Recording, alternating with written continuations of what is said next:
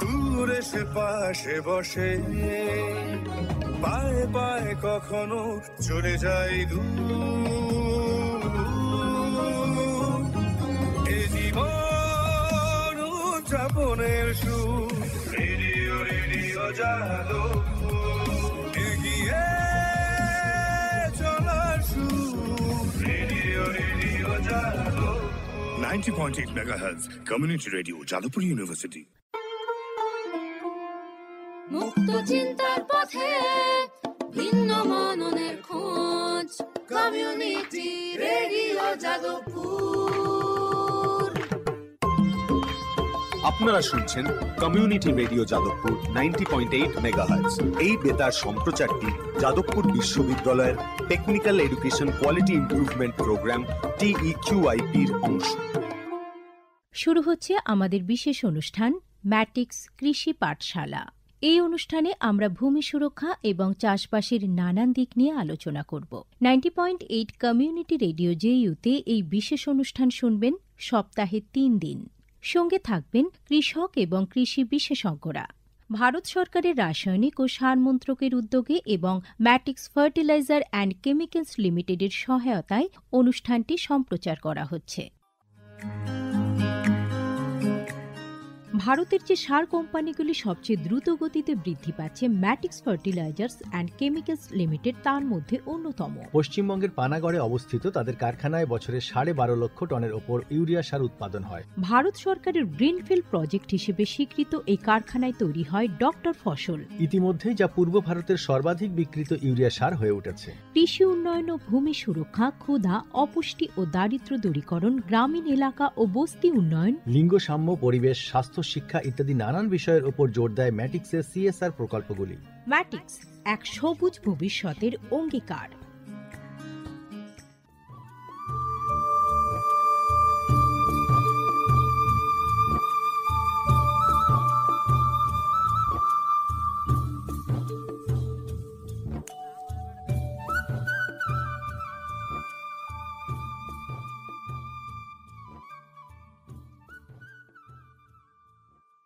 আজকের আলোচনার বিষয় ধান পরবর্তী জমিতে ডাল শস্য চাষের জন্য জীবাণুসারের ব্যবহার ও মাটির উর্বরতা বৃদ্ধি। আর এ বিষয়ে আলোচনা করার জন্য স্টুডিওতে উপস্থিত আছেন ডক্টর মণিদীপ্ত সাহা, শস্য শ্যামলা কৃষি বিজ্ঞান কেন্দ্রের কার্যকরী সহায়ক। নমস্কার। নমস্কার। তো এই মুহূর্তে কৃষিক্ষেত্রে অন্য সব বিষয়ের থেকে মাটির স্বাস্থ্য সব থেকে বেশি আলোচনার বিষয়, তাই তো?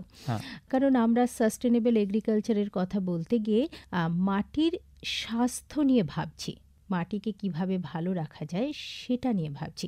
তাই আপনার কাছে প্রথমেই যেটা জানতে চাইব তা হলো যে এই কৃষিক্ষেত্রে মাটির স্বাস্থ্যের দিকে বিশেষ লক্ষ্য রাখাটা কতটা জরুরি? আমরা এখন খুব বেশি আলোচনা করছি সাস্টেনেবল এগ্রিকালচার নিয়ে, অর্থাৎ যেটার বাংলা মানে করলে দাঁড়ায় যে সুস্থায়ী কৃষি। অর্থাৎ আগামী 10 বছর, 20 বছর, 50 বছর আমার এই চাষবাসটা সুস্থায়ী রূপে থাকবে কিনা। আর এই সুস্থায়ী রূপে থাকার কথার মানে হলো যে সব কিছুই সুস্বাস্থ্যে থাকবে, সেখানে প্রাণী জগৎ, উদ্ভিদ জগৎ এবং পরিবেশ সুস্বাস্থ্যে থাকবে। সেই ক্ষেত্রে আমরা প্রাণী জগতের স্বাস্থ্য বা উদ্ভিদের স্বাস্থ্য এগুলো নিয়ে খুব চিন্তিত, কিন্তু সাথে সাথে এই জিনিসটাকে আমাদেরকে যে উপহার হিসাবে প্রকৃতি দেবে, সেই ক্ষেত্রে কিন্তু মাটির সুস্বাস্থ্যটাও খুব বেশি প্রয়োজন। কারণ আমরা যে কৃষিকাজ করে থাকি সেটা মাটির উপরে করে থাকি, আর মাটি সেই তার জায়গা থেকে গাছকে খাদ্যের যোগান দেয়, সেই খাদ্য খেয়ে গাছ বড় হয় এবং ফলন দেয়। আর এই যে মাটি যে খাদ্যের যোগান দেয়, আর এই যোগানের পেছনে কিন্তু দাঁড়িয়ে থাকে মাটির মধ্যে থাকা একটা বিশাল অণুজীবের বাস্তুতন্ত্র। এই অণুজীবের বাস্তুতন্ত্রের ব্যালেন্স বা সাম্যাবস্থা যদি বিঘ্নিত হয়, তাহলে কিন্তু সেই মাটি সুস্বাস্থ্যে থাকতে পারে না, এবং সাথে সাথে সেই মাটির বিভিন্ন ধর্ম খারাপ হয়ে যায়। ফলে কি হয়, সেই মাটি সহজভাবে গাছকে খাদ্যের যোগান যেমন দিতে পারে না, ঠিক সেইভাবে গাছকে বড় হওয়ার যে একটা সুন্দর পরিবেশ সেটারও যোগান দিতে পারে না। ফলে কি হচ্ছে, গাছ ক্ষতিগ্রস্ত হচ্ছে, তার পুষ্টি ক্ষতিগ্রস্ত হচ্ছে, এবং আমরা ফলন সেই হিসেবে পাচ্ছি না। তো সেই ক্ষেত্রে দাঁড়িয়ে মাটির স্বাস্থ্যটা কিন্তু খুব প্রয়োজন, তাকে সুস্বাস্থ্যে রাখা এবং সুস্থায়ী রূপে, দীর্ঘমেয়াদী রূপে তাকে সুস্বাস্থ্যে রাখা। বেশ। তো কোনো জমিতে যে কোনো চাষ যখন করা হয় তারপরে কি মাটির স্বাস্থ্যের কোনো পরিবর্তন হয়? অবশ্যই হয়। মানে কারণ ভালো খারাপ উভয় হ্যাঁ, দিকের কথা অবশ্যই। বলছি। আমরা যে জমিতে চাষ করছি, সেই জমিতে আমি যে ফসলটি চাষ করতে চলেছি, তার জন্য আমি যা, যা পরিচর্যা নিচ্ছি, সেটা যদি কোনোভাবে সেই পরিবেশ, মাটির পরিবেশ বা আমাদের পরিবেশের প্রতিকূল হয়, তাহলে কিন্তু সে মাটিতে স্বাস্থ্যের অবনতি ডেকে আনবে। আমরা কিরকম ধরনের অবনতি হতে হ্যাঁ, পারে? আমরা জানি যে সবুজ বিপ্লব হওয়ার আগে অবধি আমরা চাষবাস যে পদ্ধতিতে করতাম, সবুজ বিপ্লবের পরে আমরা কিন্তু সেই চাষবাসের পদ্ধতির আমূল পরিবর্তন ডেকে এনেছি। মূলত আমরা উচ্চ ফলনশীল বীজ ব্যবহার করছি, যেটা মাটি থেকে প্রচুর পরিমাণে খাদ্যকে টেনে নিচ্ছে নিজের পুষ্টিটাকে পরিপূর্ণ করবার জন্য। সাথে সাথে আমরা প্রচুর পরিমাণে রাসায়নিক সার, সেটা যথেচ্ছ পরিমাণেও ব্যবহার করেছি, এবং অন্যান্য বিভিন্ন ধরনের যন্ত্রপাতির ব্যবহার। এই বিভিন্ন বিষয়গুলো কিন্তু আমাদের মাটির স্বাস্থ্যের বিভিন্ন পরিবর্তন ঘটায়।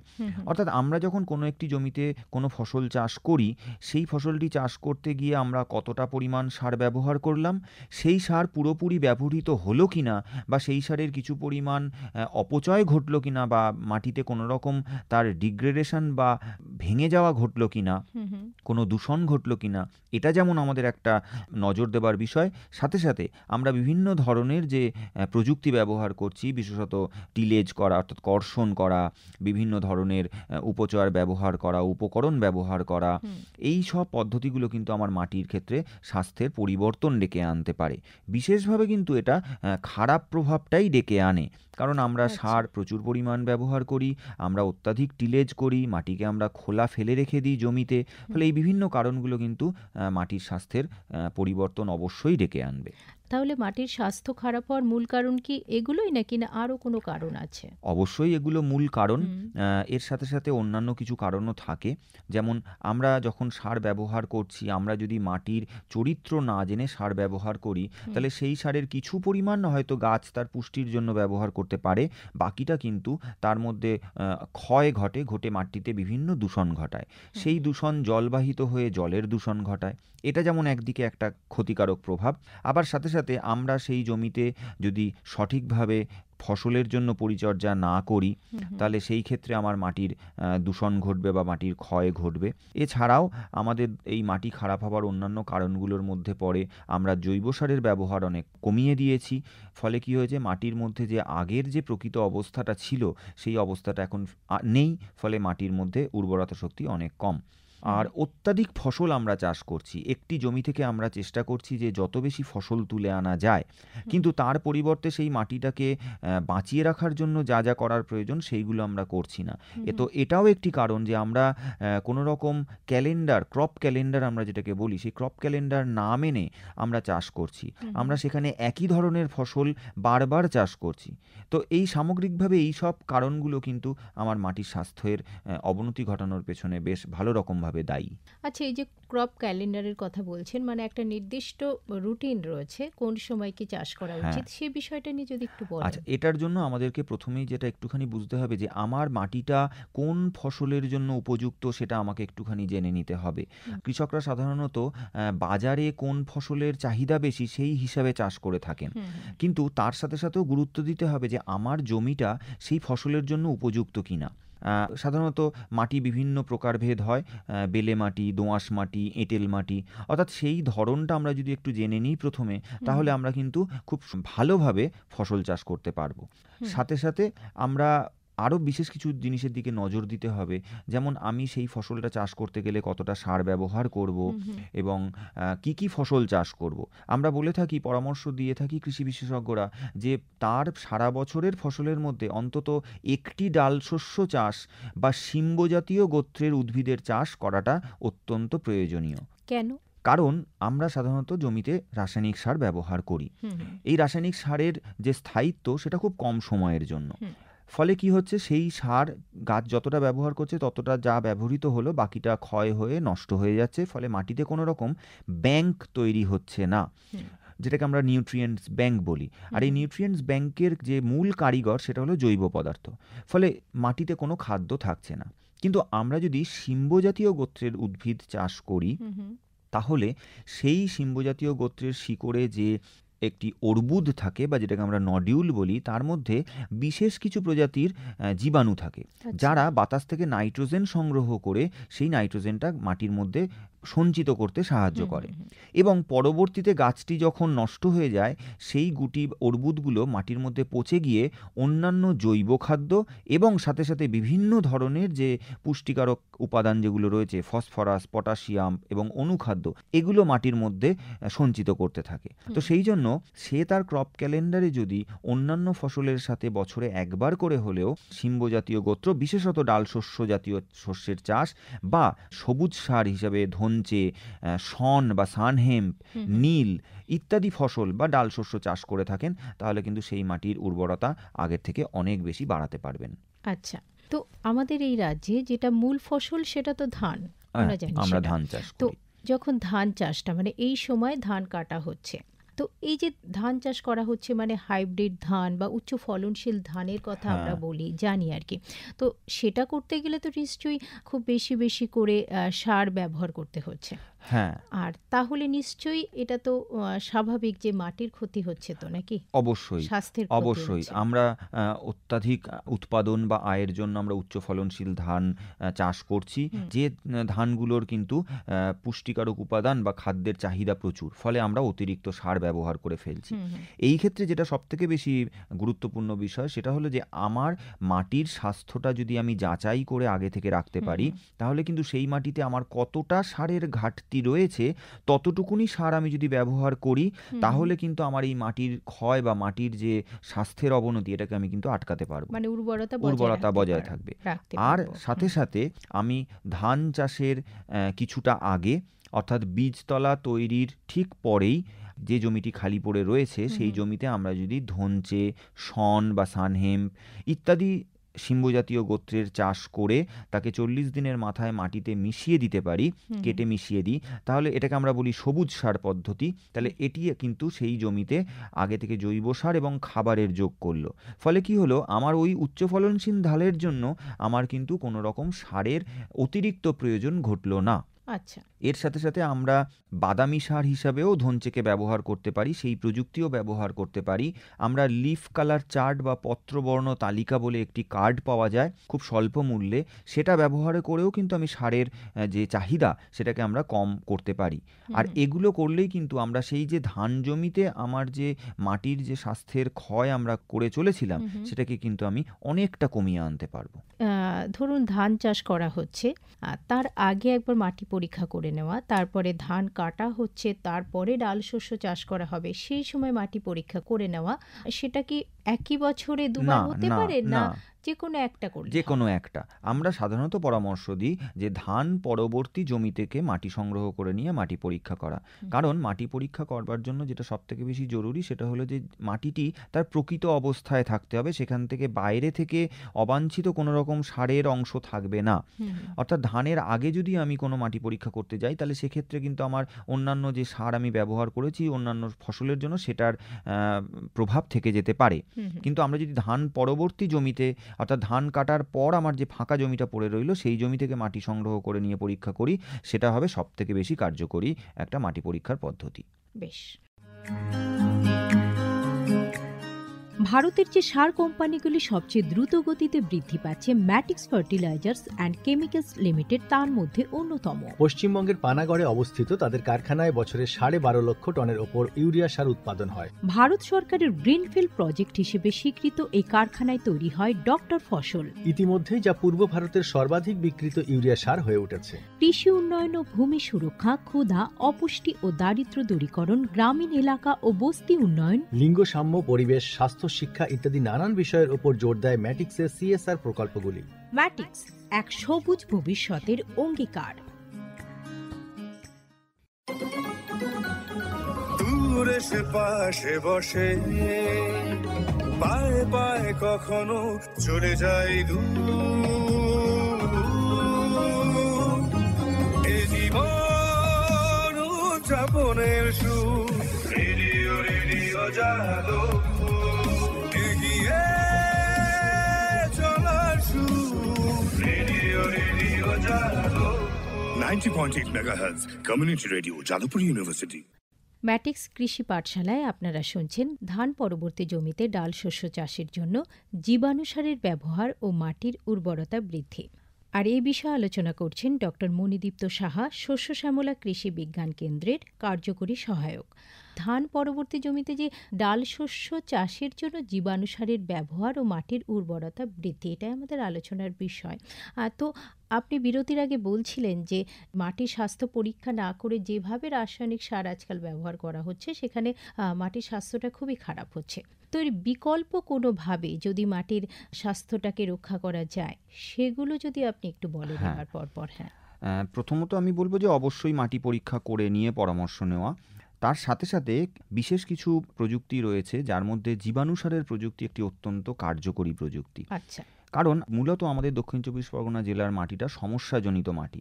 এখানে বিভিন্ন ধরনের সমস্যা রয়েছে। প্রথমত নোনা সমস্যা রয়েছে এই মাটিতে, এবং সাথে সাথে মাটির অম্ল ক্ষারত্বের সমস্যা রয়েছে। আর এই দুটো সমস্যার জন্যই গাছ যেভাবে ক্ষতিগ্রস্ত হয় সেটি হলো মাটিতে ফসফরাস খাবারের প্রচুর অভাব দেখা দেয়। আচ্ছা। এবং গাছকে খাদ্যের যোগান দেওয়ার পেছনে কার্যকরী ভূমিকা যে পালন করে মাটির মধ্যে অণুজীবতন্ত্র, অর্থাৎ বিভিন্ন ধরনের ব্যাকটেরিয়া বা ছত্রাক, তারা ক্ষতিগ্রস্ত হয় এই অম্ল বা লবণাক্ত সমস্যার জন্য। এই সমস্যাটাকে আমরা যদি প্রাথমিকভাবে দূর করে দিতে পারি তাহলে কিন্তু আমাদের এই যে কৃষিকাজকে আমরা যদি একটি যুদ্ধ হিসেবে ভাবি তাহলে সেই যুদ্ধের অর্ধেকের পরিমাণ আমরা কিন্তু জিতে যাব। কারণ অন্যান্য এমন কিছু উপাদান নেই যেটা দিয়ে আমরা চট করে এই মাটির এই সমস্যাটাকে দূর করে দিতে পারবো। সেক্ষেত্রে দুটো জিনিস আমাদের খুব প্রয়োজন, একটা হলো জৈব সার, আরেকটা হলো জীবাণু সার। জৈব সার তো আমরা বিভিন্ন ব্যবহার করে থাকি, কিন্তু তার সাথে সাথে আমরা যদি জীবাণু সার বা বায়ো ফার্টিলাইজার ব্যবহার করি সেটা কিন্তু খুব কার্যকরীভাবে আমাদেরকে সাহায্য করবে। বেশ, তাহলে এবার একটু চাষি ভাইদের বলুন যে জীবাণু সারটা কি?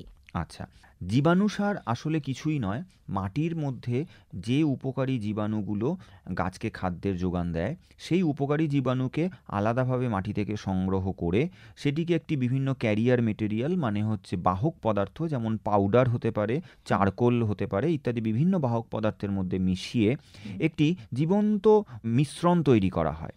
এই মিশ্রণটিকে আমরা যখন মাটিতে ব্যবহার করি তখন ওর মধ্যে থাকা এই যে জীবন্ত অণুজীব যারা সুপ্ত অবস্থায় রয়েছে সেগুলো মাটির মধ্যে ছড়িয়ে পড়ে, বংশবিস্তার করে এবং গাছের খাদ্যের যোগানে সাহায্য দেয়।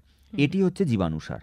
আচ্ছা, তো এই জীবাণুসার আমাদের মাটির ক্ষেত্রে বা চাষের ক্ষেত্রে কিভাবে সাহায্য করে সেটা যদি একটু বলেন। হ্যাঁ, এই জীবাণুসার কিন্তু মাটির স্বাস্থ্য রক্ষা এবং ফসলের উৎপাদন বৃদ্ধি দুটো ক্ষেত্রেই কিন্তু খুব গুরুত্বপূর্ণভাবে সাহায্য করে।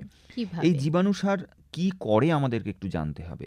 আমরা যখন এই জীবাণুসার মাটিতে ব্যবহার করি এর মধ্যে থাকা যে বিশেষ ধরনের জীবাণু রয়েছে, যে জীবাণুগুলো হয় মাটিতে নাইট্রোজেনকে বাতাস থেকে নিয়ে আবদ্ধ করে, অথবা মাটির মধ্যে লুকিয়ে থাকা যে ফসফরাস যেটা গাছ পায় না তাকে দ্রবীভূত করে গাছের গ্রহণযোগ্য করে, বা গাছের অন্যান্য পুষ্টি উপাদানকে গাছের কাছে নিয়ে পৌঁছে দেয়। এই ধরনের জীবাণুগুলোকে আমরা যখন মাটিতে জীবাণুসারের মাধ্যমে ব্যবহার করি তখন কি হয়, খুব সহজে তারা মাটির মধ্যে বংশবিস্তার করে এবং মাটিতে খাদ্যের পরিমাণ বাড়িয়ে দেয়। মানে এরা হচ্ছে সব উপকারী জীবাণু। অবশ্যই এরা উপকারী জীবাণু।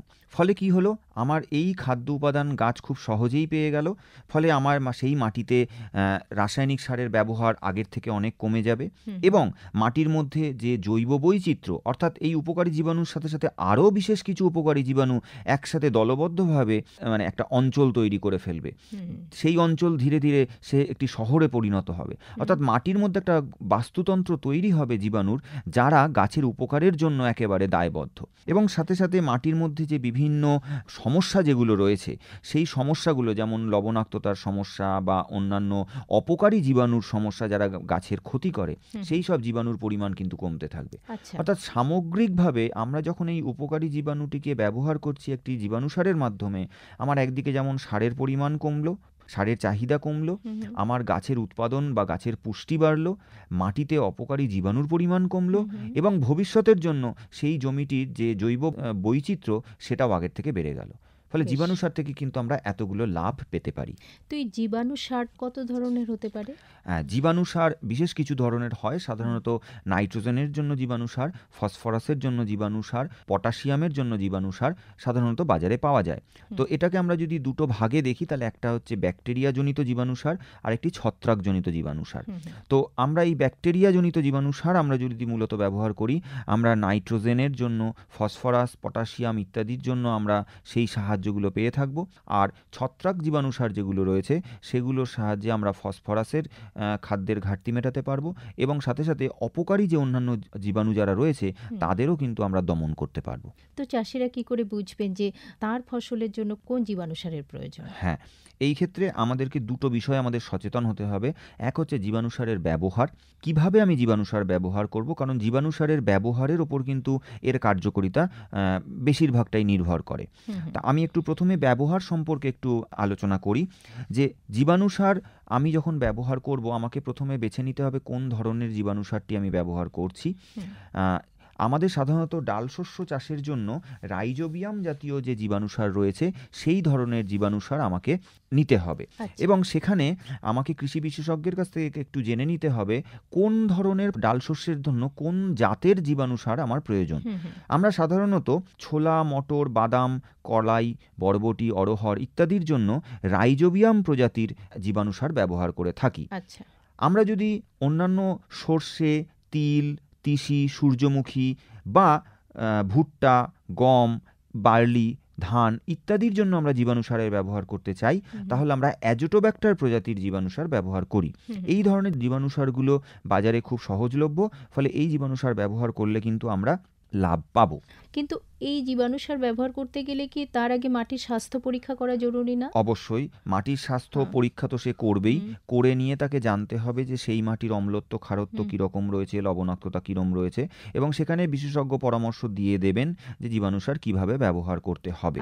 সাধারণত আমরা জীবাণু সার মাটিতে ব্যবহার করি, কিছু ক্ষেত্রে সেই জীবাণু সার আমরা বীজেও প্রয়োগ করি, অর্থাৎ বীজ শোধনের সময় সেই জীবাণু সারের ব্যবহার করি। আর এই জীবাণু সার ব্যবহার করতে গেলে আমাকে যেটা সবথেকে বেশি মাথায় রাখতে হবে, আমি কিভাবে এবং কখন ব্যবহার করছি। আমি যদি বীজে জীবাণু সার ব্যবহার করতে চাই, তাহলে আমাকে এই জীবাণু সারগুলোকে সাধারণত ভাতের মাড় বা ফ্যান এইটা ব্যবহার করতে হবে। তার মধ্যে জীবাণু সার মিশিয়ে আমাকে তার মধ্যে বীজ মিশিয়ে সেইটা দ্রবণ তৈরি করে সেখানে বীজের সাথে সেই জীবাণু সারটাকে মাখিয়ে 30 থেকে 45 মিনিট অবধি সেই দ্রবণের মধ্যে বীজটাকে ভিজিয়ে রাখতে হবে। তারপর সেই বীজটি তুলে নিয়ে আমার একটু ছাওয়ায় শুকিয়ে নিলে পরে সেই জীবাণুটা ওই বীজের গায়ে লেগে যাবে।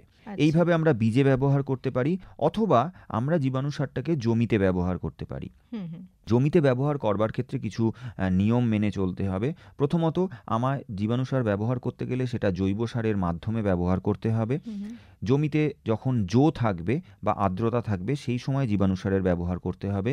রাসায়নিক সারের সাথে কখনোই জীবাণু সারকে ব্যবহার করা যাবে না। জীবাণু সার ব্যবহার করবার অন্তত 15 থেকে 20 দিন বাদে রাসায়নিক সার ব্যবহার করতে হবে। জীবাণু সার ব্যবহার করবার পর জৈব সারের ব্যবহার যত বেশি করা যাবে তাতে ভালো থাকবে। জীবাণু সার করবার ব্যবহারের সাথে সাথে আমাকে দেখে নিতে হবে যে মাটিতে অম্লত্ব, খারত্ব কতটা রয়েছে, সেই ক্ষেত্রে সেই মতো ব্যবস্থা আমাকে নিতে হবে। এবং জীবাণু সার কেনবার আগে আমাকে একটা জিনিস দেখে নিতে হবে, সেই জীবাণু সারের যে ভ্যালিডিটি পিরিয়ড বা এক্সপায়ারি ডেট আছে কিনা। কারণ যেহেতু এটি একটি জীবন্ত মাধ্যম, সেই ক্ষেত্রে এর একটি অন্যান্য ওষুধের মতো এক্সপায়ারি ডেট থাকে। অর্থাৎ সেই এক্সপায়ারি ডেট থাকাকালীন অবস্থায় জীবাণু সার কিন্তু ব্যবহার করতে হবে। সাধারণত আমি কৃষকদের এই বিষয়ে একটু পরামর্শ দেব যে দোকানে কিন্তু চট করে জীবাণু সার পাওয়া যায় না। সেক্ষেত্রে ডিলারের কাছে জীবাণু সারের চাহিদা তাকে জানাতে হবে, তিনি এনে দেবেন, এবং সেখানে দেখে নিতে হবে যে তাতে ভ্যালিডিটি পিরিয়ড বা এক্সপায়ারি ডেট কত আছে, এবং সেখানে জীবাণুর পরিমাণটা সঠিকভাবে লেখা আছে কিনা। কারণ জীবাণু সার সঠিক যদি হয় তাহলে সেই জীবাণু সারের প্যাকেটের গায়ে কিন্তু জীবাণুর সংখ্যার পরিমাণ, অর্থাৎ সেখানে দেখবেন লেখা থাকবে 5 গুণ 10 লক্ষ সংখ্যক জীবাণু তার মধ্যে প্রতি গ্রাম ওই পদার্থের মধ্যে থাকবে। অর্থাৎ এটি কিন্তু কৃষককে অনুরোধ করব একবার দেখে নিতে।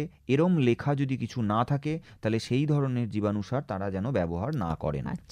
তো আমরা রাসায়নিক সারের কথা জানি, জৈব সারের কথাও জানি, আপনি জীবাণু সারের কথাও বললেন। তো এই ৩ ধরনের সারের মধ্যে মানে আমরা যদি তুল্যমূল্য বিচার করি, বুঝতেই পারছি যে জীবাণু সার অনেক বেশি গ্রহণযোগ্য চাষিদের অনেক জন্য। বেশি গ্রহণযোগ্য। কিন্তু আমি যদি আর্থিক মূল্যটা মানে সেরকম খরচটা কেমন? দেখুন, আমরা যখনই কোনো জমিতে রাসায়নিক সার ব্যবহার করি, আমরা সেই পুরো জমিতে যে সারটা ব্যবহার করি সেই সারটুকু কিন্তু শুধুই ব্যবহৃত হয়।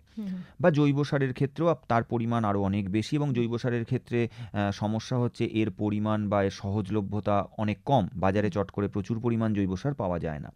কিন্তু জীবাণু সারের সুবিধা হচ্ছে যে আমি এই জীবাণু সার কিন্তু বিঘে প্রতি 4 কেজি ব্যবহার করব। জীবাণু সারের যে প্যাকেটটি আমরা কিনবো সেটি একটি 1 কেজির প্যাকেট, তো বিঘা প্রতি 4 কেজি জীবাণু সার আমি যদি জমিতে প্রয়োগ করতে চাই, 4 কেজি জীবাণু সার ব্যবহার করব। এর মূল্য কিন্তু অনেক কম, কিন্তু কার্যকারিতা এর অনেক বেশি। কারণ এই 4 কেজির মধ্যে যে পরিমাণ জীবাণু আছে তারা যখন মাটিতে যাবে সেখানে তারা কিন্তু বংশবিস্তার করে তাদের সংখ্যা দ্বিগুণ, 4 গুণ, 10 গুণ করে ফেলবে। এবং যত বেশি সংখ্যা বাড়বে তত তার কার্যকারিতা বাড়বে, এবং তারা তত বেশি পরিমাণে গাছের যে খাদ্য, মূলত যে নাইট্রোজেন, ফসফরাস, পটাশিয়াম ইত্যাদি খাদ্যগুলোকে মাটির মধ্যে সঞ্চিত করতে থাকবে। ফলে কি হলো, গাছ অনেক সময় ধরে সেই খাদ্যগুলো কিন্তু পেতে থাকলো। ফলে কার্যকারিতা অনেক বেশি। এবং সমস্যাজনিত মাটিতেও আমি যদি জীবাণু সার ব্যবহার করি তাহলে কিন্তু সেক্ষেত্রে গাছের জন্য যে খাদ্যের যোগান সেটা কিন্তু আগের থেকে অনেক বেশি হবে। তার মানে কার্যকারিতা বেশি অথচ খরচটা অনেক কম। এবং কিছু ক্ষেত্রে এই জীবাণু সার কিন্তু বাড়িতেও তৈরি করে চাষি নিতে পারে। ফলে সেক্ষেত্রে কিন্তু সে নিজের জীবাণু সার কিছুটা তৈরি করে নিল, করে সে যদি জমিতে ব্যবহার করে তাহলে কিন্তু সে আগের থেকে চাষের খরচ অনেক কমিয়ে দিতে পারবে, সারের খরচ কমাতে পারবে, এবং মাটির স্বাস্থ্যকে কিন্তু আগের থেকে অনেক ভালোভাবে উন্নত করতে পারবে। বেশ, তো আমাদের বেশিরভাগ চাষিরা তো ধান চাষ করছেন। তো ধান চাষের পরে যেটা আসে যে ডাল বা সবজি চাষ, সেটাও চাষি ভাইরা করেন। তো তাহলে এই জীবাণু সার থেকে তারা কিভাবে লাভ, তাহলে কি মানে আপনি বলছেন যে এই ডাল বা সবজি চাষেও যদি চাষি ভাইরা জীবাণু সার প্রয়োগ করেন তাহলেও তারা যথেষ্ট লাভের মুখ দেখবেন। কারণ যখনই তারা যে কোনো ফসলের জন্যই তারা যেমন রাসায়নিক জৈব সার ব্যবহার করছেন, জীবাণু সার ব্যবহার করলে কিন্তু তার সেই সারের চাহিদাটা অনেক কমে যাবে। ফলে তার খরচ কমলো, এবং সাথে সাথে এই আমি একটু আগেই আলোচনা করেছিলাম যে ধান, গম বা অন্যান্য যে আমাদের তৈলবীজ রয়েছে এই সবের ক্ষেত্রে এক ধরনের জীবাণু সার বাজারে পাওয়া যায়, এনপিকে বলে জীবাণু সার পাওয়া যায়, বা শুধুমাত্র নাইট্রোজেনের জন্য, ফসফরাসের জন্য জীবাণু সার পাওয়া যায়। সেই ধরনের জীবাণু সার তারা ব্যবহার করতে পারেন। ডাল শস্য চাষের জন্য বিশেষত রাইজোবিয়াম জীবাণুর প্রজাতি স্পেসিফিক যদি জীবাণু সার তারা ব্যবহার করেন তাহলে কিন্তু তারা আগের থেকে অনেক বেশি লাভবান হবেন। এবং এগুলো ব্যবহার করলে যেটা হবে যে গাছ আগের থেকে অনেক বেশি খাদ্যের যোগান পাবে। ঠিক। তো সেই ক্ষেত্রে আমি বারবার অনুরোধ করব যে জীবাণু সার ব্যবহারের যে সঠিক পদ্ধতি রয়েছে সেটা জেনে নিয়ে তারা হয় বীজ শোধনের সময় ব্যবহার, অথবা জমিতে জৈব সারের সাথে তারা যদি জীবাণু সার ব্যবহার করেন তাহলে বিশেষত সমস্যাজনিত মাটি যেগুলো রয়েছে সেখানে সারের চাহিদাটাকে অনেকটা কমিয়ে আগের থেকে কিন্তু উৎপাদন তারা বাড়াতে পারবেন। বেশ, আমাদের আলোচনার বিষয় ছিল ধান পরবর্তী জমিতে ডাল শস্য চাষের জন্য জীবাণু সারের ব্যবহার ও মাটির উর্বরতা বৃদ্ধি। এ বিষয়ে আমরা শুনলাম ডক্টর মণিদীপ্ত সাহার কাছ থেকে, যিনি শস্য শ্যামলা কৃষি বিজ্ঞান কেন্দ্রের কার্যকরী সহায়ক। অনেক ধন্যবাদ আপনাকে। ধন্যবাদ আপনাদেরকে।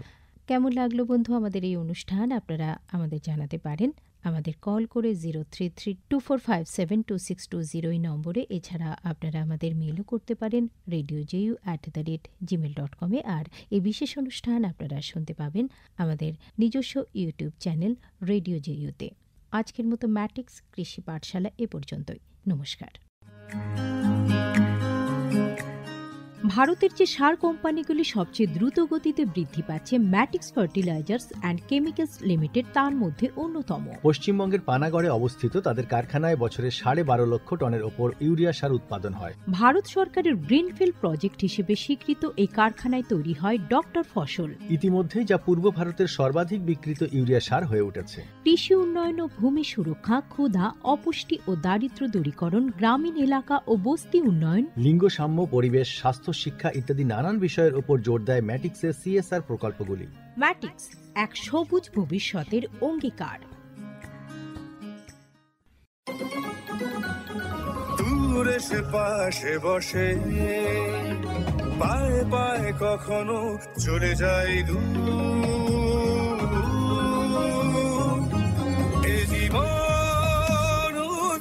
মনের সুর রেডিও রেডিও যাদবপুর এগিয়ে চলার সুর radio radio Jadavpur 90.8 megahertz community radio Jadavpur University